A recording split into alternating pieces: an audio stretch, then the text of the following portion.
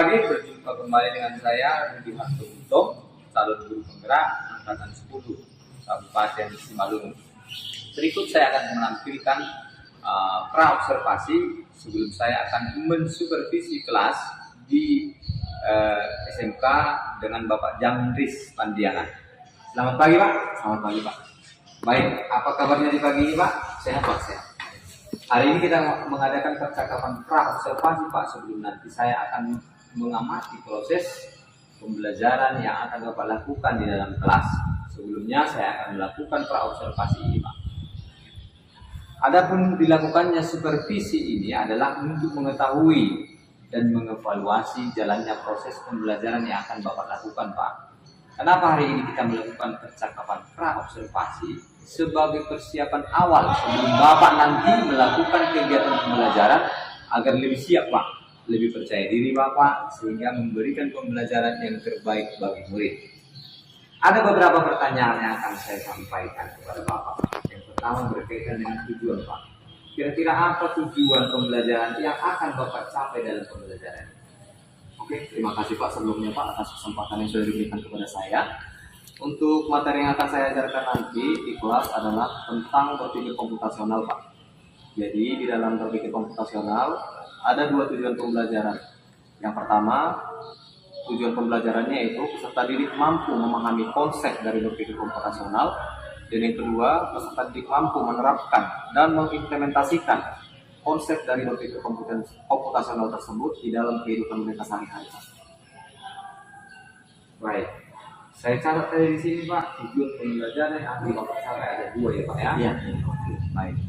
Area yang ingin Bapak kembangkan, kira-kira apa Pak? Area yang ingin Bapak kembangkan dalam pembelajaran Bapak? Untuk area pengembangan pembelajaran Pak, di sini saya menggunakan dua, yaitu pengetahuan dan keterampilan.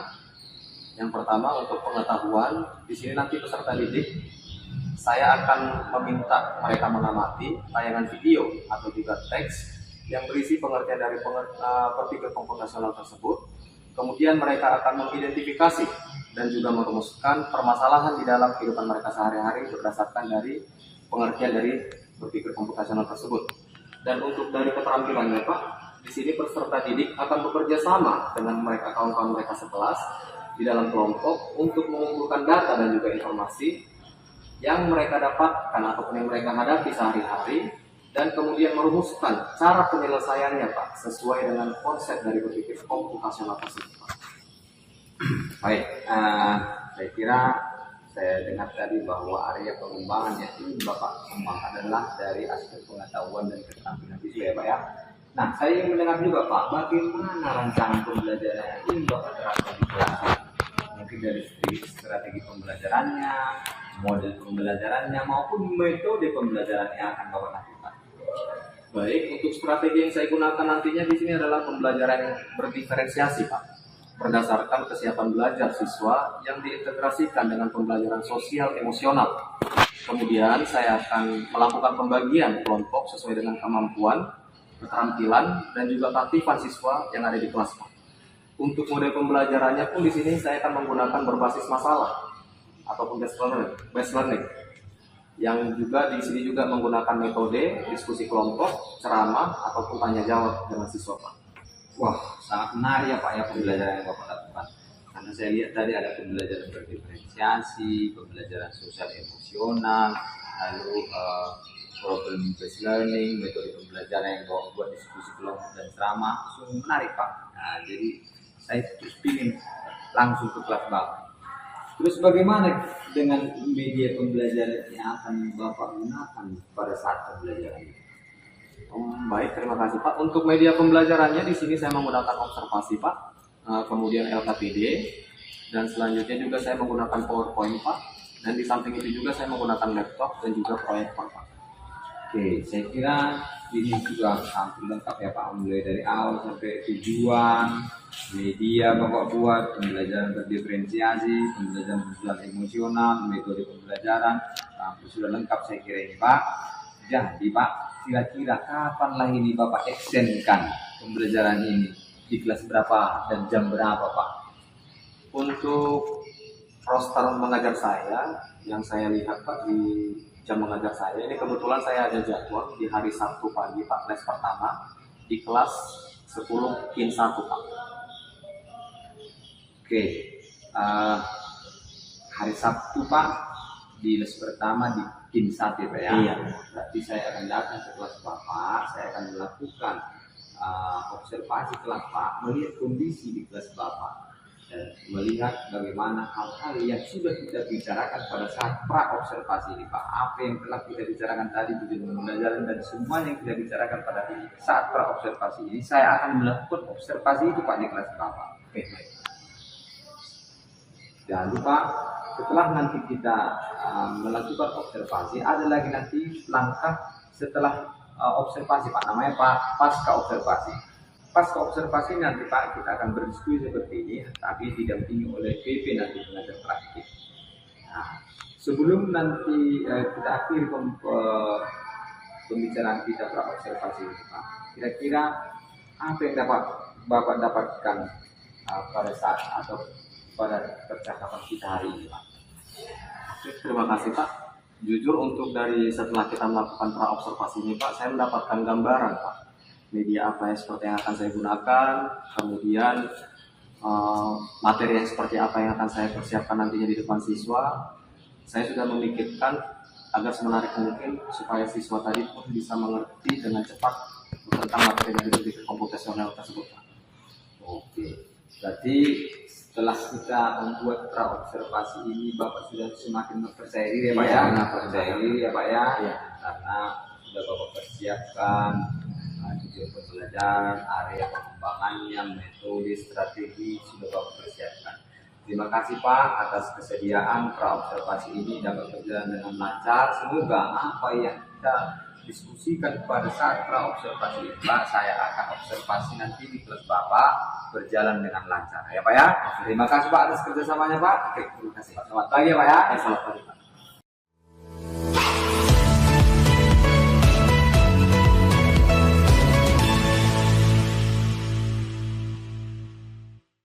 Oke, seluruhnya selamat pagi.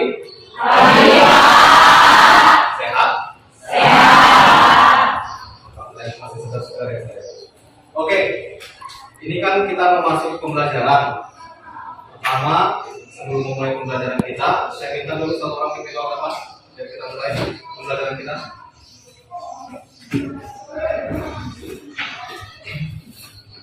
Sebelum kita belajar, mari kita berdoa menurut agama dan kepercayaan masing-masing. Doa dimulai.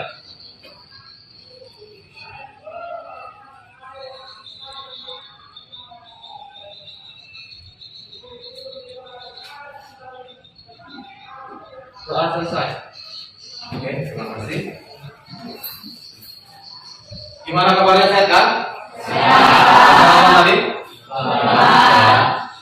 Oke, sebelum memulai pembelajaran seperti biasa, saya ingin mengabsen dulu. Ada yang kira-kira tidak hadir hari ini? Hadir semua? Oke, saya ucapkan terima kasih atas kehadirannya semua. Sekarang kita masuk ke materi pembelajaran kita, yaitu berpikir komputasional. Sudah. Untuk yang pertama yang saya tanyakan kepada kalian ataupun kepada anak didik saya sebelumnya, adakah di antara kalian yang sudah pernah mendengar mengenai tentang berpikir komputasional? Di mana itu? Pada saat ngapain?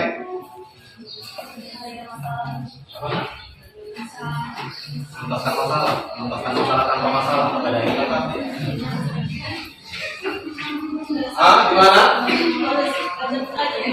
Belajar mengajar. Gimana Pak?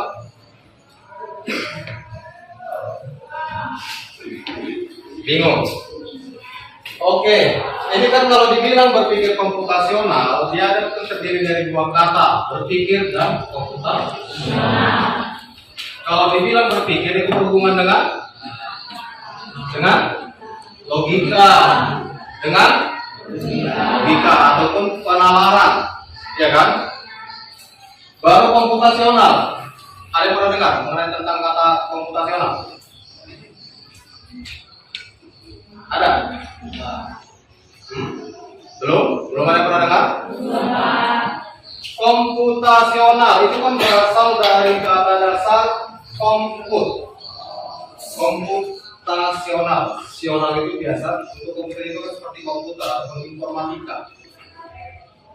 Berarti dalam artian kita di sini boleh dihubungkan cara menarik kita atau cara berpikir kita hubungkan dengan untuk cara pembuatan program di komputer. Karena ini kan kayak macam untuk berpikir komputasional, nanti pada tujuan pembelajaran akhirnya itu nanti kalian disuruh untuk membuat suatu program. Sudah? Adapun mengenai tentang berpikir komputasional, ada tujuan pembelajaran yang harus kita capai.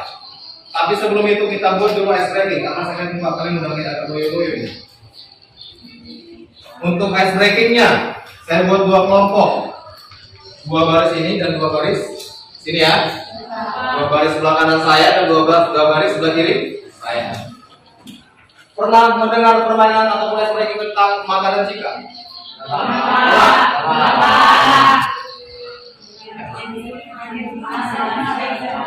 Kalau saya lempar suatu kalimat, sambut ya. Dalam artian jangan istilah nanti kosong. Dan kedua pun harus sesuaikan dengan kelompok tadi. Di sini kelompok.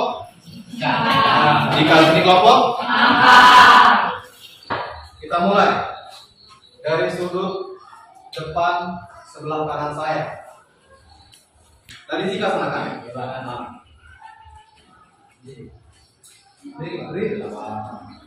Jika aku jadi kaya,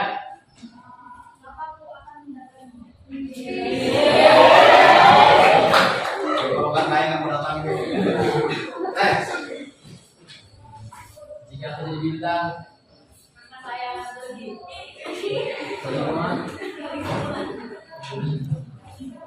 Jika aku terbang tinggi. Next. Jika saya jadi bintang,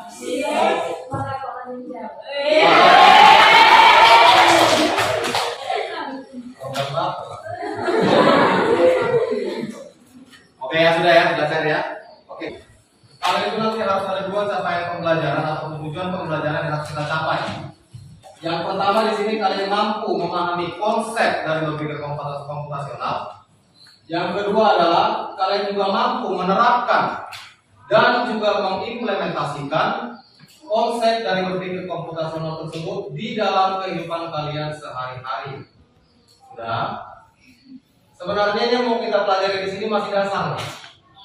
Kalau tahap akhir dari tujuan pembelajaran berpikir komputasional ini, kalian nanti akan dihadapkan ataupun diharuskan membuat suatu program. Bisa itu program game, bisa itu program yang lain sebagainya. Dalam artian programnya itu ada manfaatnya dan untuk susunan-susunannya itu masuk dibuat. Cuman kan ini kita masih dasar. Makanya di sini saya kaitkan dengan kehidupan kalian sehari-hari dalam bentuk menyelesaikan suatu masalah atau problem based learning. Ya. Oke. Seperti yang saya sampaikan tadi, di sini berpikir komputasional. Kemarin sudah saya sebutkan ya, kita akan bagi kelompok ya. Sudah ya? Oke, untuk mempersingkat waktu silakan untuk kelompoknya. Silakan. Oke, ini sudah sesuai ya dengan kelompoknya. Untuk kelompok audiovisual mana ini ya tadi? Dalam artian lihat dulu ya. Sedangkan di sini sedangkan di sini ataupun estetik. Oke. Yang di sana? Oh, tambahannya juga betul ya. Oke, seperti yang saya sampaikan tadi, ini kita akan membahas mengenai tentang materi berpikir komputasional. Dan seperti yang sudah saya sampaikan juga sebelumnya, pembahasan kita hari ini disesuaikan dengan minat kalian. Jadi dalam artian minat kalian tadi itu di mana, ya? Agar kalian itu cepat mengerti tentang suatu pembelajaran yang akan kita bahas hari ini. Nah, untuk sekedar mengenai tentang berpikir komputasional. Berpikir komputasional merupakan suatu metode proses berpikir untuk menyelesaikan suatu masalah dengan efektif dan efisien. Kata kunci dari kalimat yang kita bacakan tadi adalah efektif dan efisien.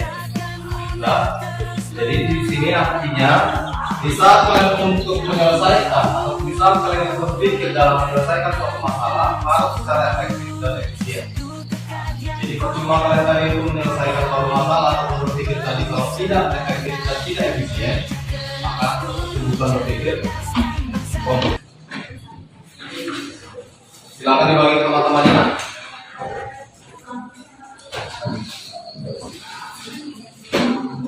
Pak, buku apanya pegangannya?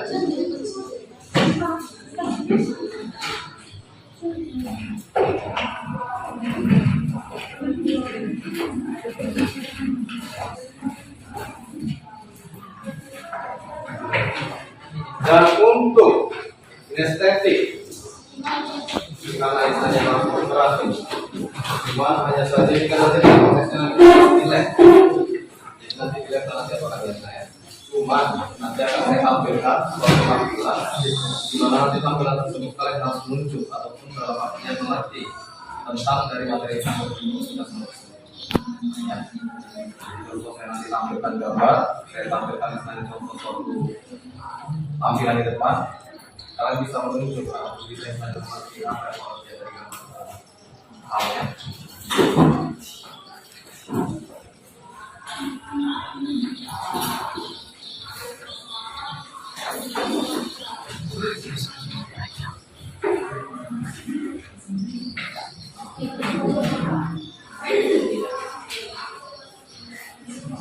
Bersatu bergerak mengejar masa depan.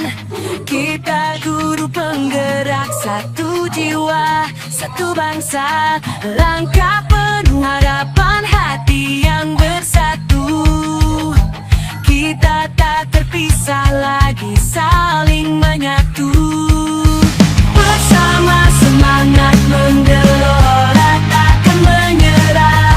Wujudkan mimpi dengan visi yang tak terpisah. Kita penggerak angkatan 10, jangan terhenti. Dihajar dewantara tokoh bangsa. Bersama kita wujudkan mimpinya. Jangan menyerah, kasih bangsa.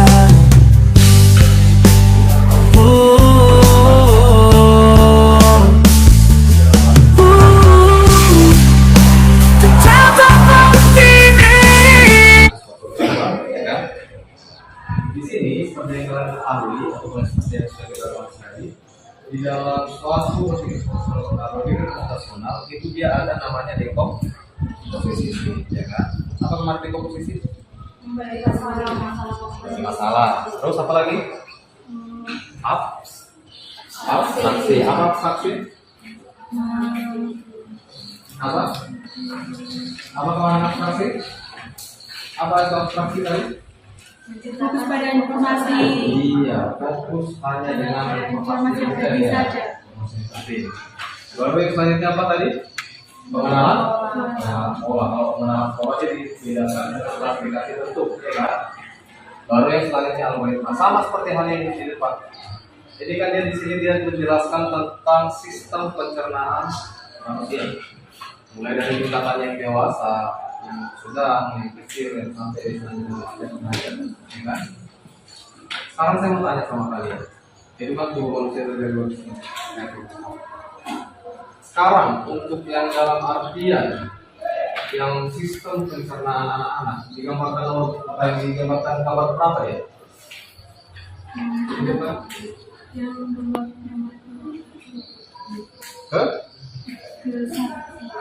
Gambar berapa?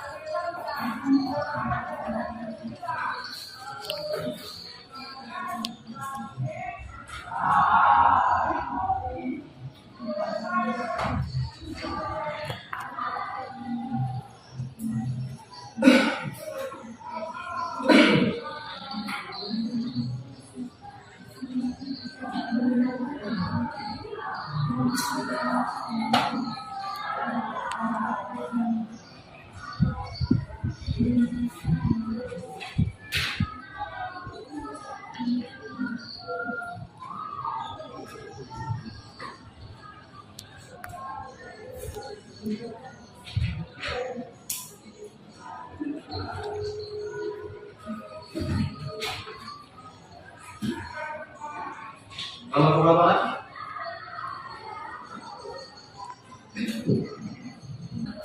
Nomor 2 yang mana nih? Paling sebelah sini kah?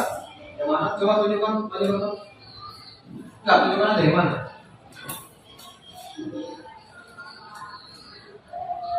Yang mana? Iya, mana? Yang kedua mana? Situ. Waktu yang kamu itu juga. Yang kedua itu. Apa alasannya? Karena tulang anak itu Pak masih awal, masih belum selesai ya, anak jadi dewasa. Terus begitu ibunya juga masih memerlukan banyak ilmu Pak dari ibu. Yang lainnya? Pendapat atau beda? Ya, itu kenapa itu?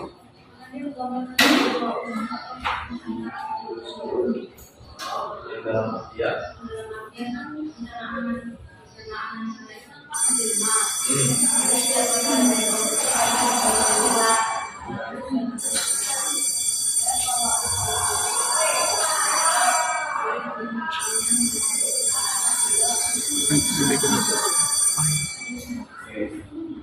Ada lagi yang lain?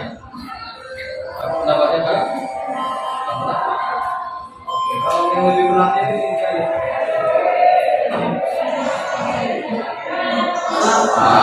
Karena itu tadi kan di sini kan tadi saya bilang ada beberapa gambar. Dalam arti gambar itu kita pastikan kita tadi tanya satu pancar yang gambar pertama itu.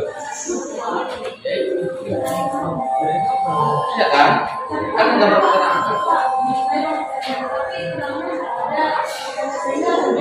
Ya, kita kan sebenarnya berpatokan dengan satu segmentannya. Baru kedua, seperti ini.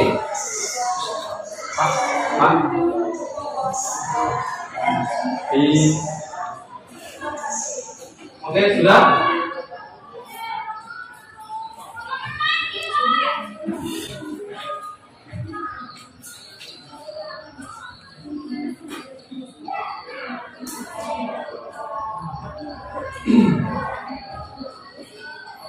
Hasil presentasi.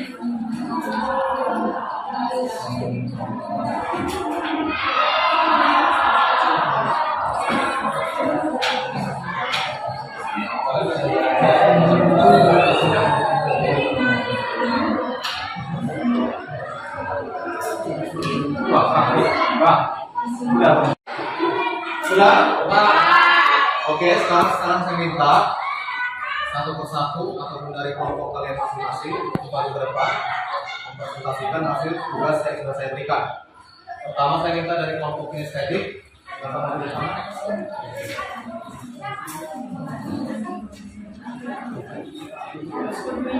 Biar apa para lebih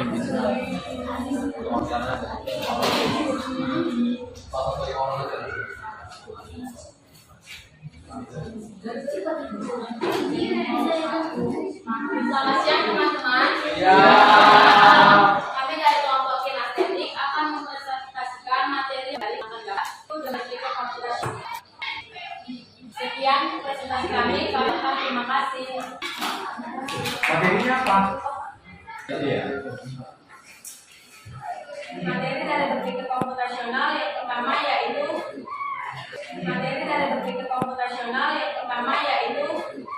berpikir komputasional tiga banyak. Ketika kita berbingungan dalam menyelesaikan suatu masalah, kita akan memainkan logika kita dengan program yang akan kita jalani dalam menyelesaikan suatu masalah. Kemudian seperti ini ya contohnya. Kemudian ada juga contoh berpikir komputasional berbagi empat, yaitu teori komposisi. Contohnya dengan pembagian panitia dalam sebuah acara agar menyelesaikan suatu masalah kompleks menjadi masalah yang kecil. Kemudian untuk selanjutnya yaitu pengenalan pola, di mana kita diminta untuk mengenali suatu pola dan berbeda dalam menyelesaikan suatu masalah. Kemudian ada abstraksi, yang dimana kita diminta untuk menyampaikan suatu informasi yang penting saja tanpa mengingat suatu detail. Contohnya ketika kita pergi berjalan-jalan, kita tidak perlu menceritakan sebenarnya kita dari mana, dari apa, dan lain sebagainya. Kemudian terakhir yaitu ada algoritma. Di sini saya memberikan contoh algoritma dalam memasak telur. Bisa dilihat gambar dalam memasak telur atau algoritmanya. Dan di mana algoritmanya adalah suatu proses penyelesaian suatu masalah dengan proses dengan pelapar tertentu sehingga dapat diselesaikan masalah. Jikalau salah satu dari langkah-langkah tersebut salah, maka tidak akan dapat menyelesaikan masalah baik kecil atau besar apapun masalahnya. Sekian dari kami, tim estetik. Kami ucapkan maaf bila ada kesalahan dalam menyampaikan kata ataupun materi. Kami ucapkan terima kasih dan selamat siang.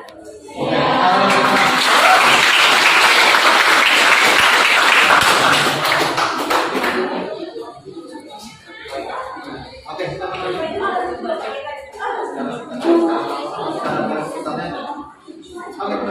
orang?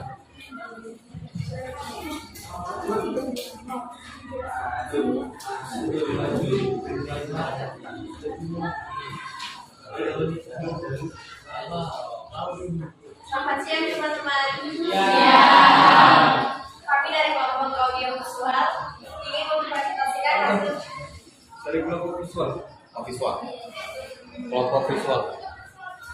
Selamat siang teman-teman.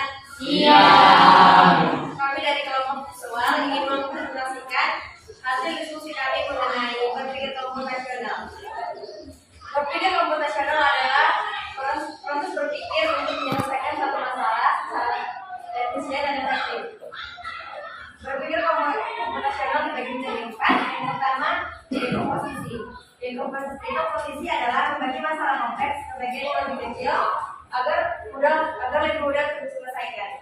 Contohnya, pada saat ingin perencanaan di bulan Agustus, pastinya ketuanya akan membagi seksi-seksinya.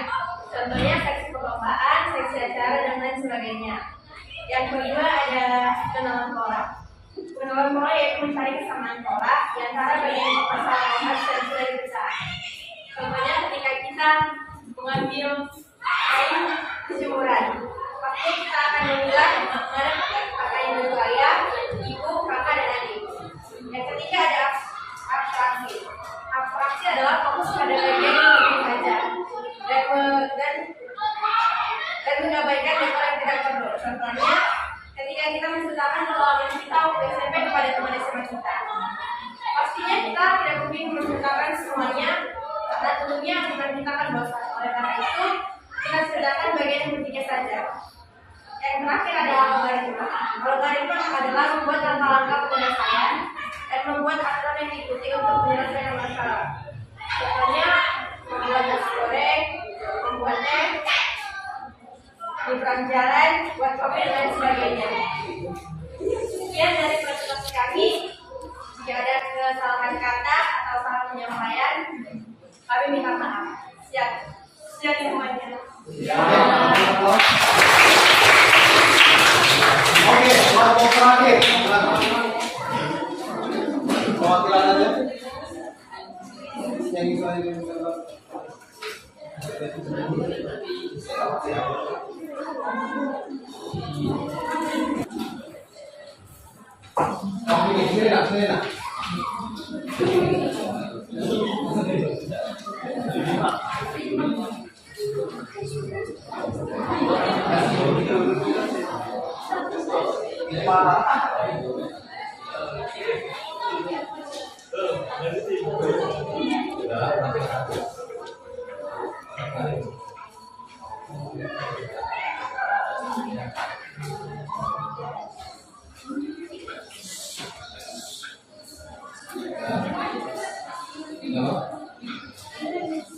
sini. Siang teman-teman. Kami dari kelompok mahasiswa dan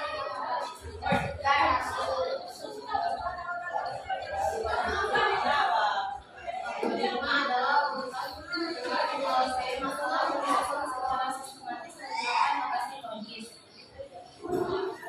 Dan yang kelima adalah Latihan itu guru yang mengajarkan cara berpikir untuk melakukan kegiatan tersebut.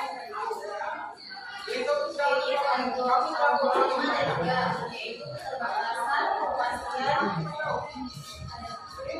ada lima, yaitu keterbatasan, kepastian, masukan, keluaran, dan efektivitas. Tentang hal keluaran yaitu urusan contoh algoritma yaitu mengirimkan SMS, lalu mengambil HP, juga memilih penulisan HP, juga memilih pilihan SMS yang tepat ketika bersamaan.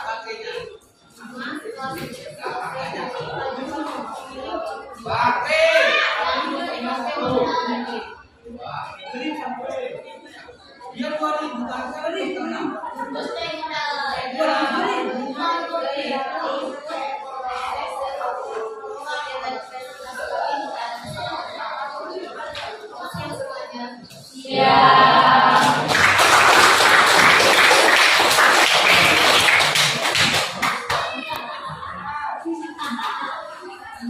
Oke ya, seperti yang saya sampaikan tadi di awal, dalam pembelajaran proses berpikir komputasional, tujuan pembelajaran itu tadi kan ada dua kan.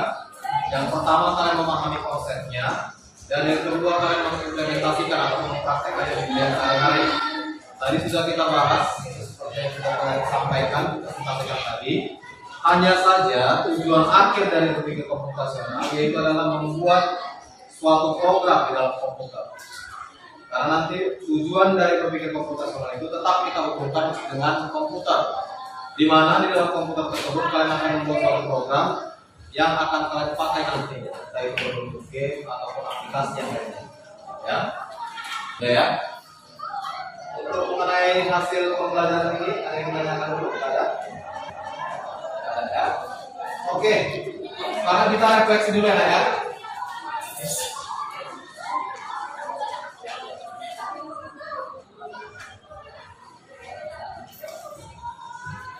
Oke, silakan. Refleksi dari pembelajaran kita, perhatikanlah bagaimana perasaan Anda setelah mempelajari materi ini. Yang kedua, bagian apa yang paling menarik di dalam bab kita pelajaran ini. Yang ketiga, apakah ada kendala pada kegiatan pembelajaran. Dan yang keempat adalah setelah mempelajari materi ini, apakah kalian memahami tentang berpikir komputasional. Silakan, jawabkan dulu.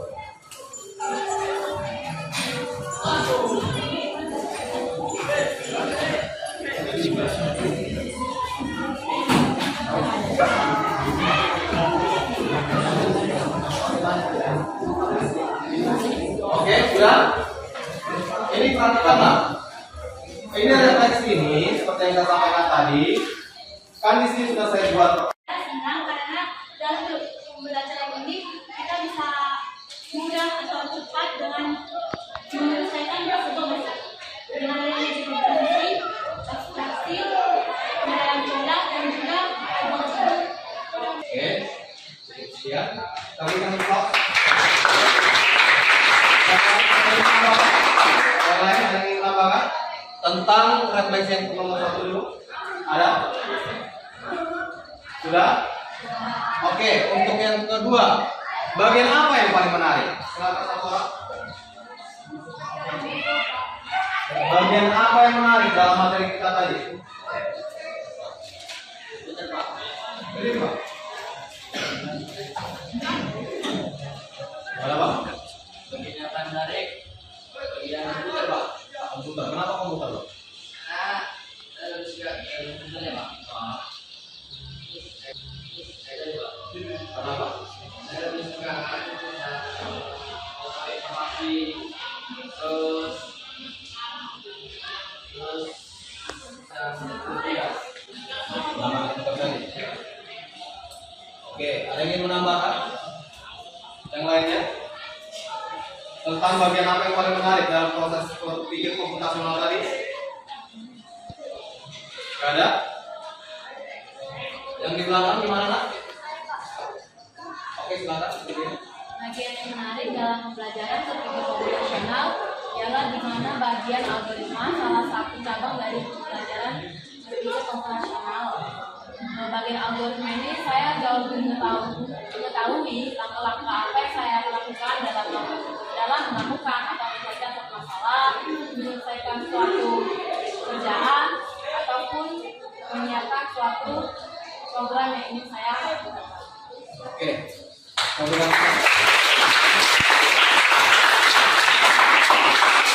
Lagi nih, perhatikan. Kalau dibilang yang menarik dalam artian dari sepanjang awal sampai kita tadi terakhir, pastinya kan ada yang dalam arti kita tadi itu lebih suka mengenai tentang pembelajaran tadi. Saya seperti kawan kalian tadi mengenai algoritma.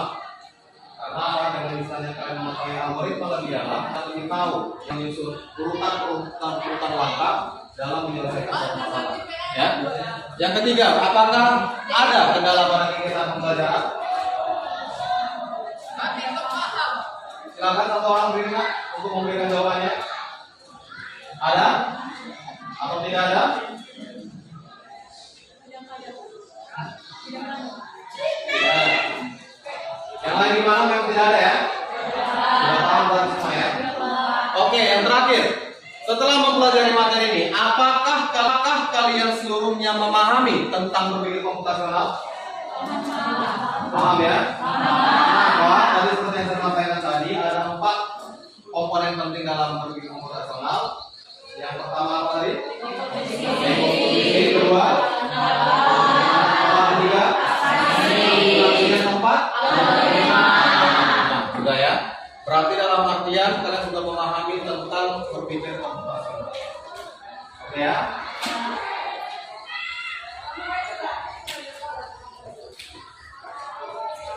Sudah.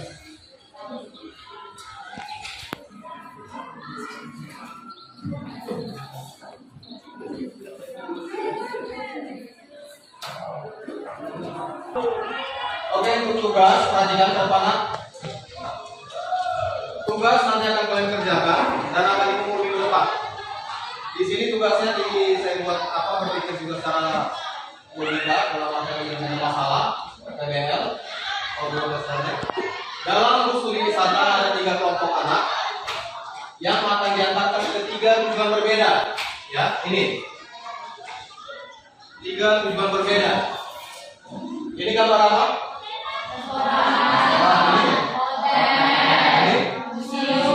Paham ya? Bus berhenti pertama di restoran, lalu hotel, dan terakhir di museum. Hanya ada satu tempat penyimpanan koper di samping bus yang hanya bisa dibuka dari satu pintu. Supir bus ingin mengatur koper-koper penumpang sehingga mudah dikeluarkan. Bantu supir bus menentukan urutan memasukkan koper-koper itu dalam tempat penyimpanan. Nanti dalam artian, di sini nanti kalian mainkan logika kalian, yang mana pertama diturunkan, itulah nanti apakah dulu kopernya. Paham ya? Sama dia seperti dengan first in, last out. Oke, dikumpul minggu depan, akan saya tunggu jawaban kalian satu persatu ya. Untuk mengenai materi kita, mulai dari pertama sampai terakhir, ada yang ingin kalian tanyakan? Sudah paham semua? Oke, mungkin hanya itu yang bisa saya sampaikan atau yang kita bisa pelajari saat ini. Kurang lebih saya mohon maaf jika ada salah penyampaian. Saya sudahi. Selamat siang dan terima kasih. Oke, sekarang kembali lagi. Pagi menjelang siang buat kita. Kenalkan, nama saya Rudi Pastor Hukum, CGP Angkatan 10 Kabupaten Simalungun. Berikut saya akan lakukan pasca observasi. Sebelumnya saya perkenalkan dulu di sebelah kanan saya yaitu Pak Jandri Supandialan sebagai guru di Universitas Bandar yang saya supervisi, dan sebelah kiri saya perkenalkan Pak Mustoli Bandetan merupakan guru saya di angkatan 10 ini. Selamat pagi Bapak-bapak. Apa kabarnya Pak Jandri? Sehat. Kabarnya Pak? Baik. Pada saat ini sesuai seperti yang saya katakan di awal bahwa ini adalah pasca observasi Pak Jandris. Ini rupa kegiatan ini saya akan membuat pertanyaan kepada Bapak terkait apa yang sudah kita laksanakan pada saat supervisi akademik kemarin Pak. Jadi di situ kira-kira bagaimana perasaan Bapak sewaktu kita melaksanakan supervisi akademik yang kita lakukan pada hari Senin, saya kira itu Pak. Oke, sebelumnya terima kasih kepada Bapak dan kepada Pak Kadek juga.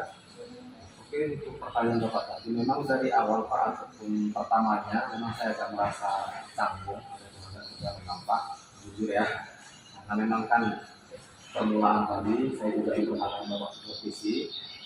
Jadi awalnya memang saya merasa canggung waktu kerja. Hanya saja semakin berlalu waktu, semakin berputar waktu tadi, semakin enjoy Bapak. Ya, baik Pak. Saya kira setiap orang lumrah ya merasa kita supervisi, tetapi supervisi yang kali ini berbeda Pak dengan yang dulu saya alami. Kalau ini kan tidak lakukan pasca observasi, sebelum kita observasi tidak apakan lupa area pengembangan apa yang mau dibuat, bagaimana tekniknya, lalu diobservasi, itulah yang kita observasi. Nah, menurut Bapak ya kemarin dulu Bapak ceritakan area pengembangan yang Bapak lakukan pada saat observasi itu Pak. Oke, sesuai yang pernah kita bicarakan Pak, setelah observasi kemarin itu untuk area pengembangan di mata pelajaran saya di informatika, kebetulan untuk materi saya yang saya ajarkan kemarin itu mengenai tentang berpikir komputasional. Di sini saya ada dua area pengembangan, yaitu sifat pengetahuan dan juga keterampilan Pak. Untuk di pengetahuan, peserta didik saya akan arahkan untuk mengamati tayangan video ataupun slide presentasi yang berisi pengertian dari materi saya yaitu tentang berpikir komputasional. Kemudian mereka akan saya arahkan ataupun akan saya bimbing tentang mengidentifikasi tentang rumus masalah yang ada di dalam proses pembelajaran tentang berpikir komputasional. Dan untuk dari segi keterampilan Pak, peserta didik itu saya akan ajak untuk dalam bentuk kelompok, di mana mereka nanti akan bekerja sama dengan